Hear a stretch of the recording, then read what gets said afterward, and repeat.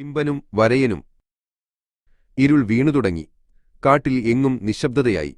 മരക്കൊമ്പിലിരുന്ന് ചിമ്പൻ കുരങ്ങൻ ആകാശത്തേക്ക് നോക്കി. വായുവിൽ ഒരു നേർത്ത തണുപ്പുണ്ടായിരുന്നു.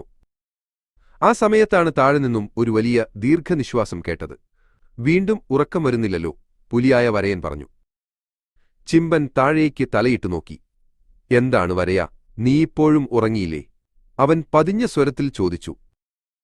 വരയൻ തലയുയർത്തി. ഇല്ല ചിമ്പ, ഇന്ന് എന്തോ കണ്ണടയുന്നില്ല. നാളത്തെ വലിയ ഓട്ടത്തിന് എനിക്ക് ഉറങ്ങിയേ പറ്റൂ. ചിമ്പൻ ഒരു നിമിഷം ആലോചിച്ചു. എന്നിട്ട് ശാന്തമായി പറഞ്ഞു. സാരമില്ല വരയാ, ഞാൻ നിനക്കൊരു കഥ പറഞ്ഞുതരാം. കണ്ണടച്ചു കിടന്നോളൂ. വരയൻ സന്തോഷത്തോടെ വീണ്ടും പാറമേൽ കിടന്നു. അവൻ ചിമ്പൻ പറയുന്ന കഥ ശ്രദ്ധിച്ചു. അത് മഞ്ഞുതുള്ളികളെക്കുറിച്ചും പറന്നുപോകുന്ന മേഘങ്ങളെക്കുറിച്ചുമുള്ള കഥയായിരുന്നു. ചിമ്പൻ കഥ തുടർന്നു. ഓരോ മഞ്ഞുതുള്ളിയും ഒരു ചെറു സ്വപ്നമാണ്. അത് നിലത്ത് വീഴുമ്പോൾ ആ സ്വപ്നം ഭൂമിയുടെ ഉള്ളിലേക്ക് പോകുന്നു. കഥ കേട്ട് വരയന്റെ ശ്വാസം കൂടുതൽ നേർത്തു. അവന്റെ വലിയ ശരീരം മെല്ലെ ഇളകി. അവന്റെ സ്വപ്നത്തിലേക്ക് മഞ്ഞുതുള്ളികൾ പെയ്യാൻ തുടങ്ങിയിരുന്നു. ചിമ്പൻ പതിയെ നിർത്തി. വരയൻ ഉറങ്ങിപ്പോയി.